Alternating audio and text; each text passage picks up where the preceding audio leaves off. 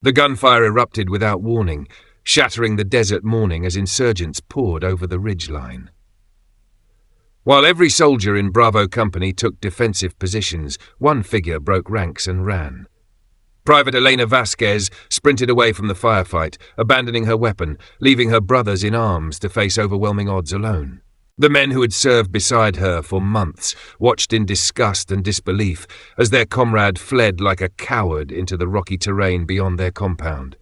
What they didn't know was that Elena's retreat was the most courageous act any of them would witness in their military careers.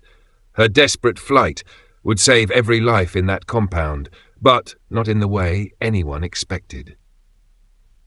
From which city in the world are you watching this video today? From which city in the world are you watching this video today? If you enjoyed this story, consider subscribing for more tales of unsung heroes and moments when courage looks nothing like what we expect.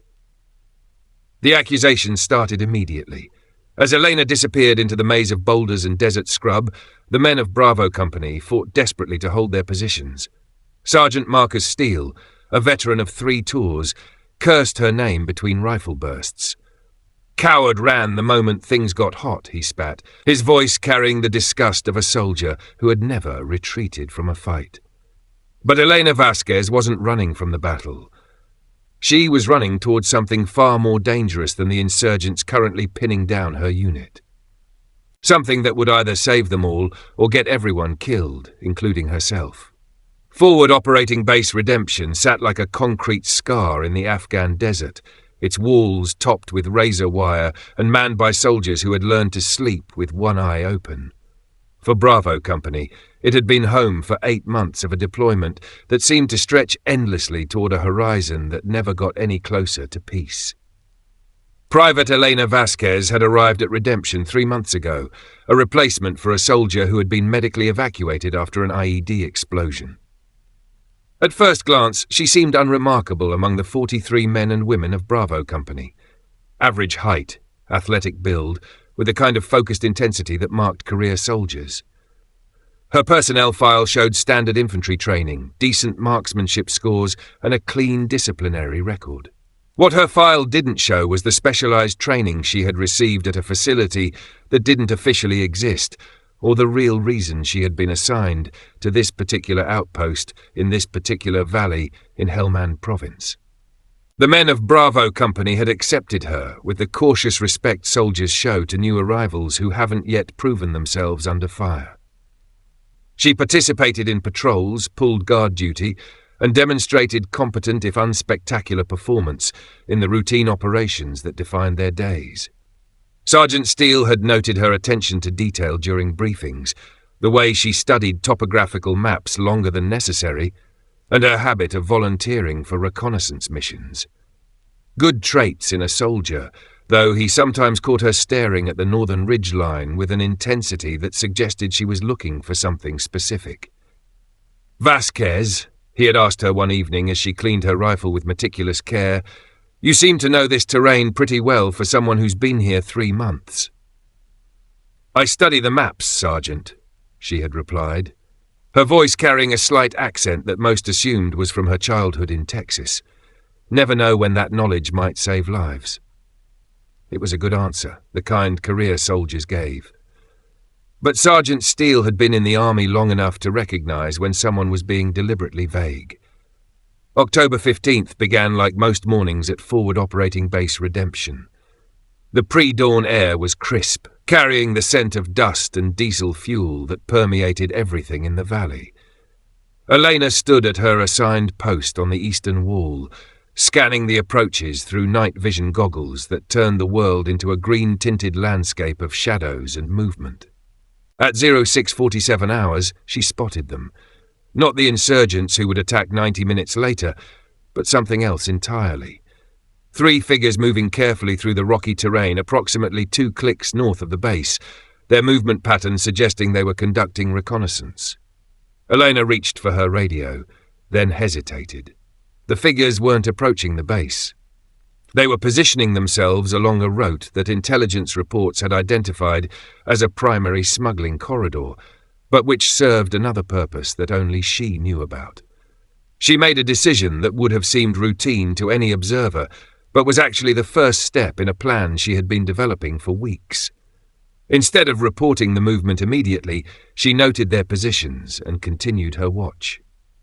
At 07:30, during shift change, she approached Private Tommy Chen, who was taking over her position. "Chen," she said quietly, handing over the night vision equipment, "if you see any movement in the northern approaches, about 2 clicks out, radio it in immediately. Could be scouts for something bigger." Chen nodded, accepting the intelligence without question. Elena walked away, knowing that Chen's eventual report would be filed with the dozens of similar sightings that filtered through intelligence channels daily. One more piece of information in the vast puzzle that military analysts tried to solve. What Chen didn't know, what none of them knew, was that Elena had just provided them with the first piece of accurate intelligence they had received about enemy positions in weeks. Elena spent the morning preparing for what she knew was coming. Not the attack itself. That was still hours away, and might not come at all if her calculations were wrong. She was preparing for the moment when she would have to choose between maintaining her cover and saving the lives of 42 soldiers who considered her part of their family. In the armory, she requisitioned additional ammunition for her M4 carbine, telling the supply sergeant she wanted extra rounds for afternoon target practice. She filled 2 canteens instead of her usual one and slipped a combat knife into her boot alongside the standard-issue blade everyone carried. Most importantly, she activated a small device hidden in the false bottom of her personal kit bag. The device sent a brief, coded transmission that would be received by a satellite and relayed to a facility in Virginia where analysts would decode its meaning. Phase 2 initiated. Assets in position. At 08:15, Elena was in the mess hall eating breakfast with her squad when Lieutenant Morrison approached their table. Morrison was young for his rank, eager to prove himself, and possessed of the kind of aggressive confidence that worried experienced NCOs. "Listen up," he said, his voice carrying across the small space. "Intelligence reports increased chatter in our sector. Possible attack within the next 48 hours. Everyone stays sharp, double the guard rotations, and nobody goes outside the wire without approval." Elena continued eating her powdered eggs, but her mind was racing. If Morrison had received that intelligence, it meant her handlers had been feeding information through official channels. The attack would come sooner than 48 hours. Much sooner. She caught Sergeant Steele's eye across the table. "Sarge, request permission to check the northern observation post. If there's going to be trouble, that's where we'll see it first." Steele nodded approvingly. "Good thinking, Vasquez. Take Lopez with you." Elena's heart rate increased slightly, but she kept her expression neutral. "Actually, Sergeant, I'd prefer to go alone. If there are hostiles in the area, 2 people are more likely to be spotted than 1. It was a reasonable argument, the kind that demonstrated tactical thinking. Steele considered it for a moment, then nodded. "Approved. But you stay in radio contact. Check in every 15 minutes. Elena finished her breakfast quickly and headed for the armory to collect her equipment. As she strapped on her gear, she realized this might be the last time she performed this routine as Private Elena Vasquez, unremarkable replacement soldier. The woman who returned from the northern ridgeline, if she returned at all, would be someone else entirely. The northern observation post was little more than a reinforced bunker carved into the rocky hillside, providing overwatch on the approach routes that intelligence considered most likely for enemy infiltration. Elena had volunteered for duty there 7 times in the past month, supposedly because she found the solitude conducive to thinking. The real reason was that the observation post provided clear sight lines to 3 specific locations where she had been placing equipment during her solo reconnaissance missions. Equipment that would prove crucial when the attack finally came. She arrived at the post at 09:23 and immediately began scanning the terrain with high-powered optics. The 3 figures she had spotted earlier were gone, which was exactly what she had expected. They had served their purpose by confirming that the intelligence she had been receiving was accurate. At 09:47, her encrypted radio crackled with a brief transmission. "Songbird, this is Nest. Package delivery in 1 hour. Confirm receipt." Elena keyed her radio once in acknowledgement. Package delivery meant the attack would begin in approximately 1 hour. The insurgents would approach from 3 directions, using a coordinated assault designed to overwhelm the base's defences through superior numbers and intimate knowledge of the terrain. What the insurgents didn't know was their intimate knowledge of the terrain came from maps and intelligence reports that Elena's handlers had been feeding them for months. Maps that showed accurate topographical information but omitted certain crucial details. Details that would become apparent only when the attack was already underway. Elena spent the next 30 minutes methodically checking her equipment and reviewing the memorized plan that would either save Bravo Company or get all of them killed. The margin for error was impossibly small, requiring split-second timing and the kind of desperate courage that looked exactly like cowardice to anyone who didn't understand the larger picture. At 10:15, she spotted the first movement on the eastern approach. 12 insurgents moving in a loose formation, their weapons gleaming in the morning sun. Elena tracked them through her scope, confirming their route matched her expectations exactly. She keyed her radio. "Base, this is Observation Post North. I have eyes on hostile movement. Eastern approach. 12 fighters moving toward Rally Point Alpha." Sergeant Steele's voice crackled back immediately. "Confirmed, North. Continue observation and report."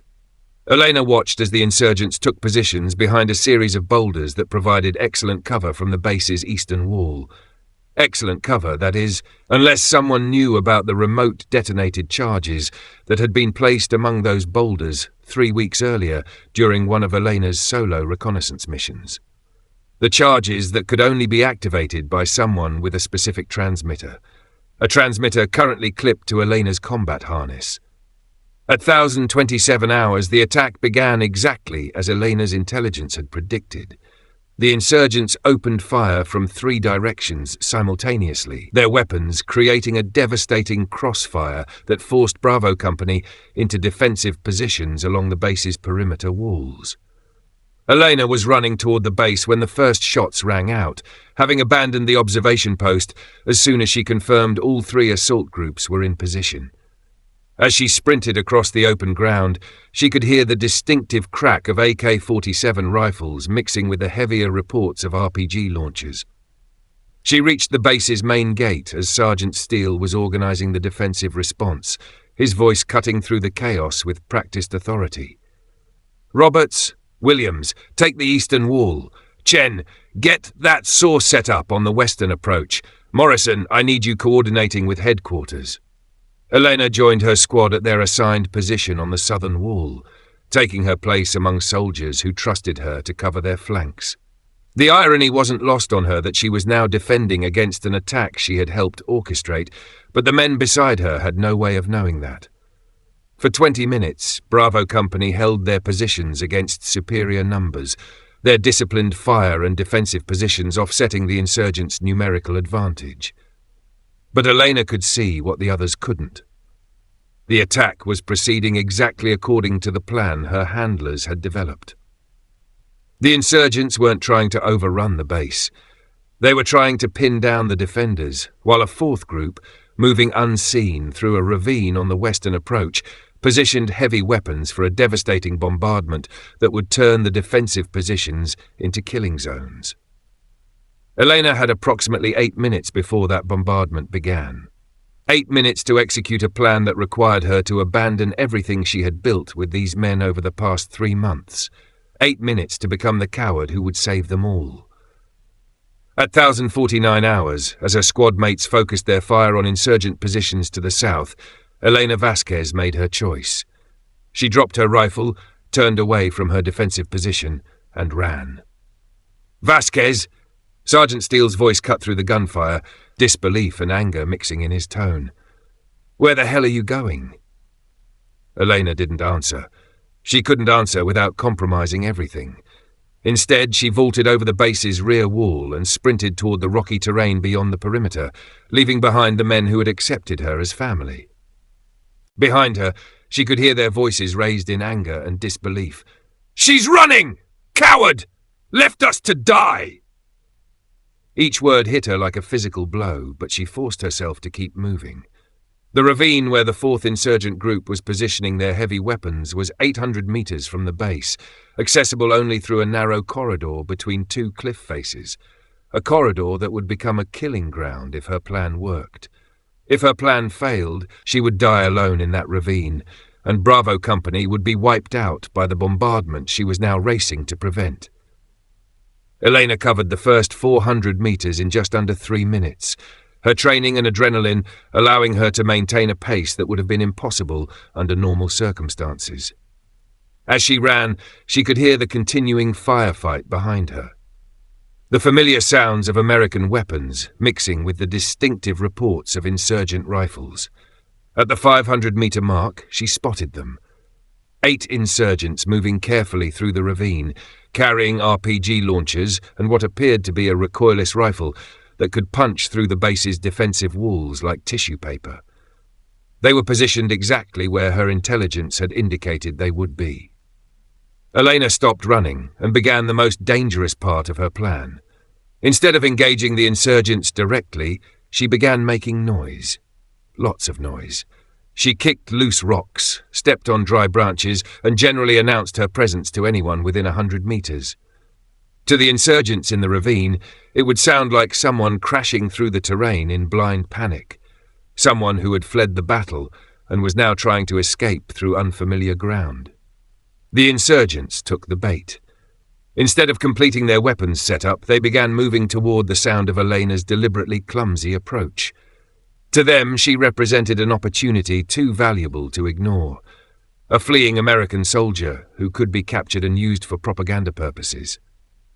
Elena allowed herself to be herded deeper into the ravine, always staying just ahead of her pursuers, leading them further from their weapons and closer to the killing ground she had prepared.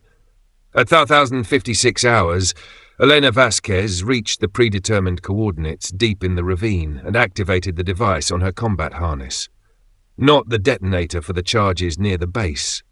That would come later. This device sent a different signal entirely. 3 clicks to the north, an AC-130 gunship that had been circling at high altitude received Elena's transmission and began its attack run. The aircraft had been monitoring the situation for 30 minutes, waiting for the precise signal that would indicate all hostile forces were in position for maximum effectiveness. The insurgents pursuing Elena had no way of knowing that their prey had just called down death from above. They were focused entirely on the panicking soldier ahead of them, close enough now that they could see her face clearly for the first time. What they saw confused them. The woman they had been chasing wasn't panicking. Her face was calm, focused, determined. She was positioned behind a large boulder that would provide cover from aerial attack, and she was looking at her watch as if timing something. The first 105mm howitzer round struck the ravine at 1,057 for 15, followed by a devastating barrage that turned the narrow corridor into a maelstrom of stone and steel. Elena pressed herself against the boulder as debris rained around her, the sound of the bombardment echoing off the canyon walls like thunder. When the firing stopped 90 seconds later, the 8 insurgents who had been moving the heavy weapons were dead, and their equipment was scattered in pieces across the ravine floor. Elena keyed her radio using an encrypted frequency that bypassed the base's communication system entirely. Nest, this is Songbird. Package returned to sender. Beginning Phase 3. The response came immediately. Confirmed, Songbird. You are cleared for final approach. Elena began moving back toward the base, but her mission wasn't complete. The insurgents attacking from 3 directions still had to be dealt with, and that required the use of equipment she had been positioning for weeks. Elena's route back toward Forward Operating Base Redemption took her through terrain she had memorized during her months of preparation. Every boulder, every gully, every potential cover position had been catalogued and assessed for tactical value. More importantly, many of those positions now contained surprises that the insurgents weren't expecting. At an 11 and 2 hours, she reached the first predetermined location, a cluster of rocks overlooking the eastern approach where 12 insurgents had established firing positions. The same insurgents who had been pinning down Roberts and Williams on the base's eastern wall. Elena removed a device from her pack that looked like a standard military radio, but served a very different purpose.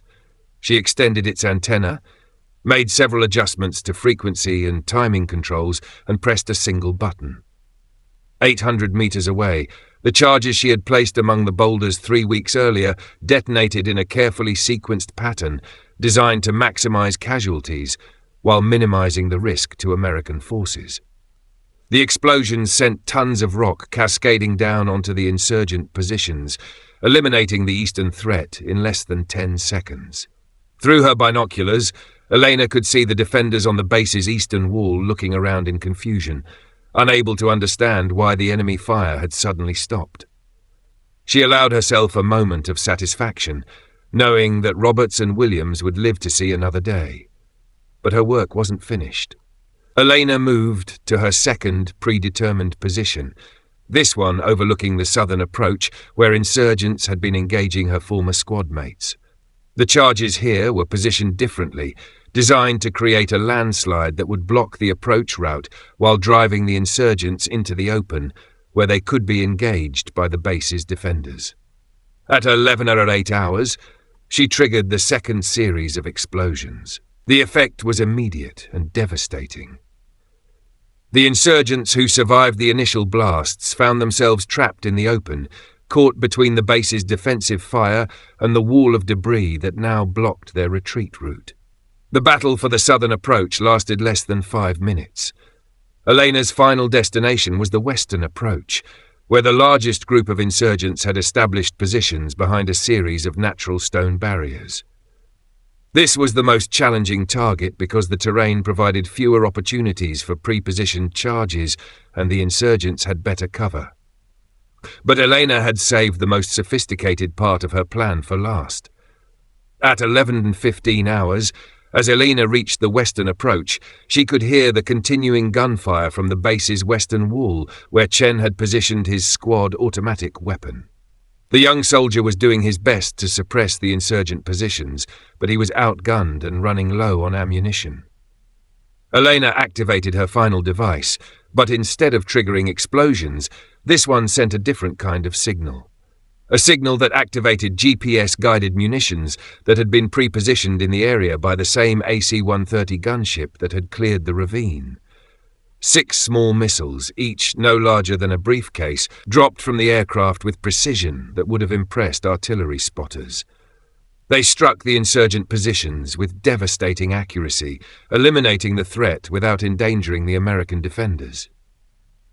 As the smoke cleared from the western approach, Elena began walking back toward the base.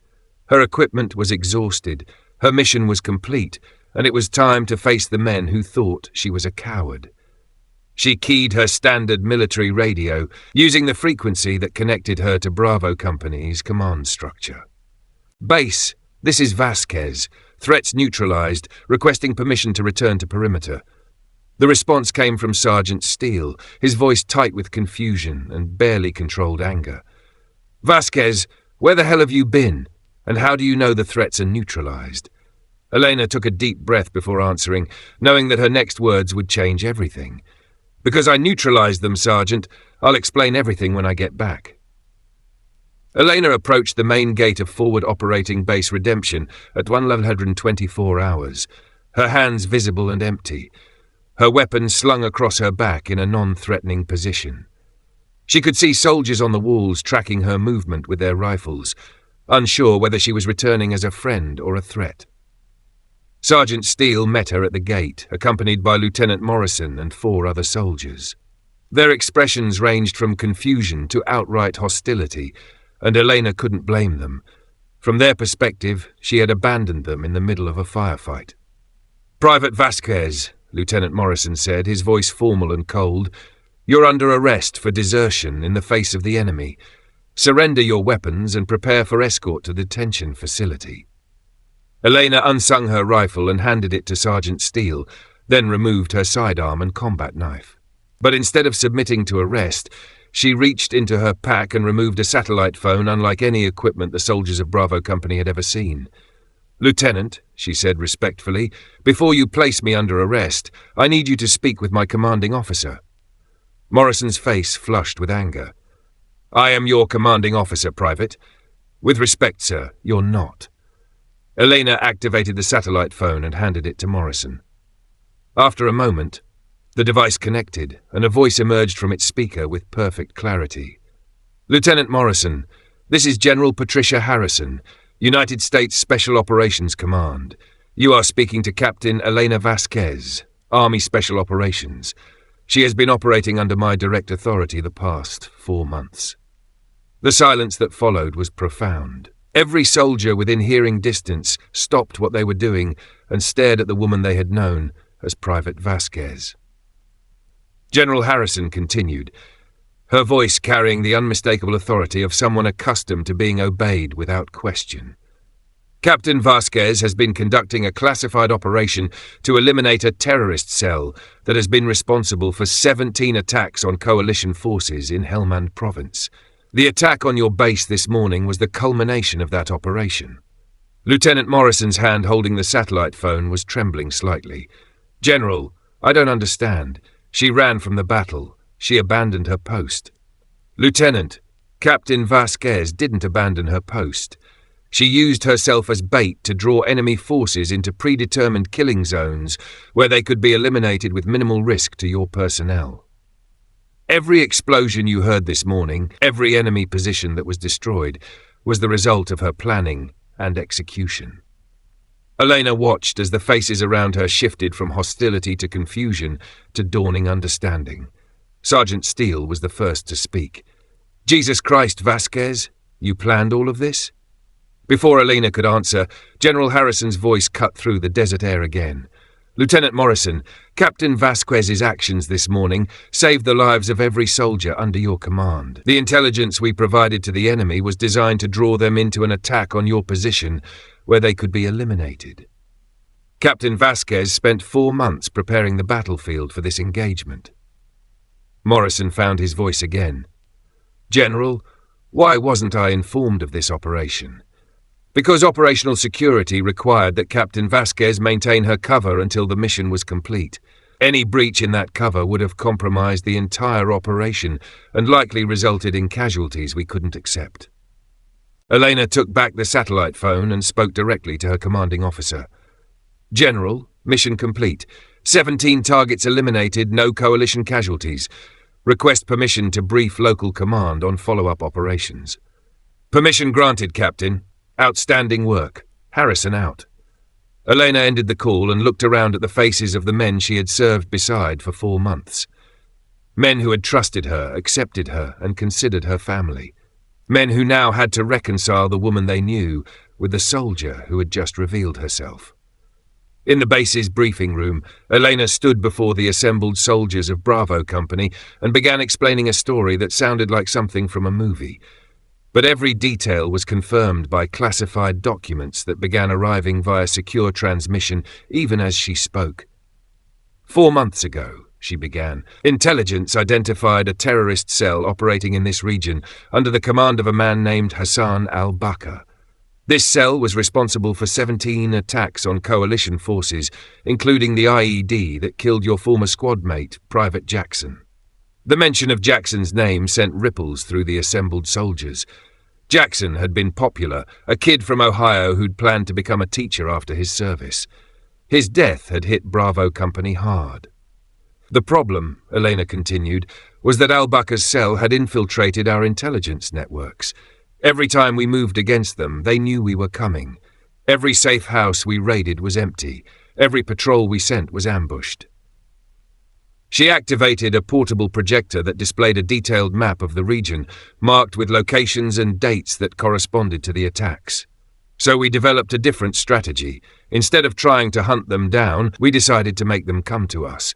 But we needed them to attack a target they thought they could take, with intelligence they thought was genuine. Sergeant Steele leaned forward in his chair. "You used us as bait." "Yes," Elena admitted, "but bait that was prepared to win. For 4 months, I've been feeding Al-Bakr's cell intelligence about this base's defenses, patrol schedules, and vulnerabilities, all of it carefully crafted to make them believe they could successfully assault this position. She clicked to the next slide, showing detailed schematics of the charges she had placed throughout the area. At the same time, I was preparing the battlefield. Every piece of high ground, every approach route, every position they might use for cover was evaluated and prepared. The charges I placed weren't random. They were positioned based on detailed analysis of how the enemy would most likely attack. Lieutenant Morrison, still struggling to process the revelation, raised his hand. "Captain, how could you be sure they would attack exactly as you predicted?" Elena smiled grimly. "Because I told them exactly how to do it. The intelligence I fed them didn't just describe our defenses, it suggested specific ways to overcome them. I essentially wrote their attack plan for them." She clicked to a slide showing communications intercepts and tactical analysis. Al-Bakr's cell thought they were planning a brilliant assault that would overwhelm our defenses through superior numbers and tactical surprise. What they actually did was position themselves exactly where I needed them to be for maximum effectiveness of our counterattack. Private Chen, who had been manning the Sordo during the Western approach engagement, spoke up. "But you ran away. We saw you abandon your position." "I ran toward the enemy, not away from them," Elena corrected. "The 4th attack group was positioning heavy weapons in the ravine that would have been used to bombardment this base. If they had completed their setup, those weapons would have turned your defensive positions into killing zones." She showed them aerial reconnaissance photos of the ravine before and after the AC-130 strike. By drawing them away from their weapons and into the narrow part of the ravine, I was able to eliminate that threat while minimizing the risk to all of you. The room was silent as the soldiers of Bravo Company absorbed the implications of what they had just learned. The woman they had thought was a coward had actually orchestrated one of the most sophisticated tactical operations any of them had ever witnessed. Over the following hours, as Elena's story was confirmed through official channels and classified briefings, the soldiers of Bravo Company began to understand the magnitude of what had taken place. The attack they had survived wasn't random. It was the culmination of a 4-month operation that had eliminated an entire terrorist network. The 17 members of Al-Bakr's cell were all dead, killed in the coordinated strikes Elena had arranged. Intelligence recovered from their bodies provided information about other terrorist activities in the region, leading to follow-up operations that would prevent future attacks. But for the men of Bravo Company, the most difficult part wasn't understanding the tactical success. It was reconciling their feelings about a woman who had deceived them for months, even if it was for their own protection. Sergeant Steele approached Elena as she prepared her final reports in the base's communication center. "Vasquez, sorry, Captain. I need to ask you something." "Go ahead, Sergeant. All those times we talked, all those meals we shared, all those conversations about home and family, was any of that real?" Elena looked up from her paperwork, seeing the hurt in Steele's eyes. It was a question she had been dreading, because the answer was complicated. "The mission was real, Sergeant. The cover identity was necessary. But the respect I developed for you and the men of this company, that was genuine. You're good soldiers, and you deserved better than being used as unknowing participants in an operation." Steele nodded slowly. "But you'd do it again." "If it meant saving lives, yes, I would." "Even knowing what it cost?" Elena considered the question carefully before answering. "The hardest part of this job isn't the danger, Sergeant. It's knowing that doing the right thing sometimes requires deceiving good people. You and your men are going home alive because of what we did here. That has to be worth something."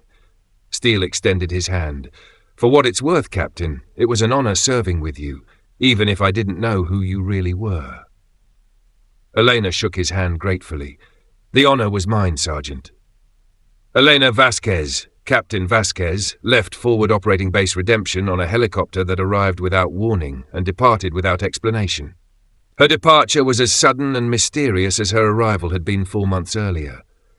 She left behind no personal effects, no mementos of her time with Bravo Company.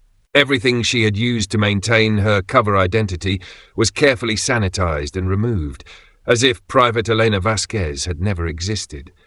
But she did leave behind something far more valuable: 42 soldiers who would return home to their families because of her sacrifice and deception. The men of Bravo Company would never see her again, but they would never forget the lesson she had taught them about courage, that sometimes the bravest act looks exactly like cowardice to everyone watching, that sometimes saving lives requires being willing to be misunderstood, to be branded a coward, to sacrifice personal honor for a greater good. In her final report, filed through channels so classified that most of the people in her chain of command would never see it, Elena wrote, "The men of Bravo Company are exceptional soldiers who deserved better than being used as unknowing participants in a deception operation. However, their safety and the mission's success required that they remain unaware of the true nature of the threat they faced and the response being prepared. I recommend that no disciplinary action be taken against any member of Bravo Company for their initial reaction to my apparent desertion. Their response was appropriate given the information they had available. The operation achieved all primary objectives with 0 coalition casualties. Al-Bakr's network has been eliminated, and intelligence recovered during the operation has provided actionable information for future operations in the region. Request next assignment." 6 months later, Sergeant Steele was conducting a briefing for new arrivals at Forward Operating Base Redemption. As part of his standard orientation, he told them about the attack that had taken place the previous year and about the soldier who had saved them all. Her name was Elena Vasquez, he would tell each new group. And she taught us that courage doesn't always look like what you expect it to look like. He would describe the attack, the apparent desertion, and the revelation that followed. He would explain how one woman had spent 4 months deceiving an entire company of soldiers in order to save their lives. The lesson, he would conclude, is that you never really know what someone else is facing, what burdens they're carrying, or what mission they're really on. Before you judge someone for apparent cowardice, make sure you understand what they're actually doing. Some of the new soldiers would ask questions about the woman who had pretended to be a coward. Steele would answer what he could, but most of the details remained classified.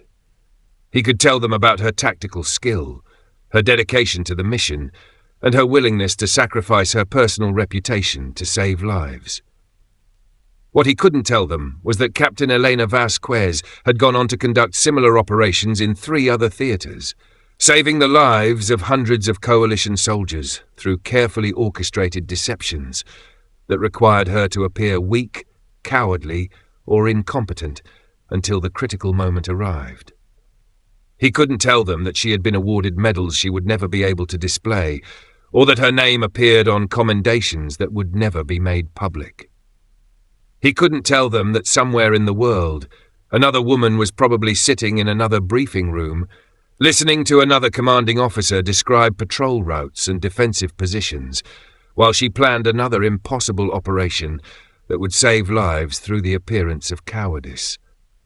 But he could tell them the most important thing, that sometimes the person running away from the fight is actually running towards something far more dangerous, something that requires more courage than standing and fighting ever could. And sometimes the person everyone calls a coward is actually the bravest person in the room. Have you ever misjudged someone's actions, only to discover later that what looked like cowardice was actually courage in disguise? Share your story in the comments below, and remember to subscribe for more tales of unsung heroes and moments when justice silences mockery. The next time you see someone walking away from a fight, remember Elena Vasquez, and consider that they might not be running from danger. They might be running toward it.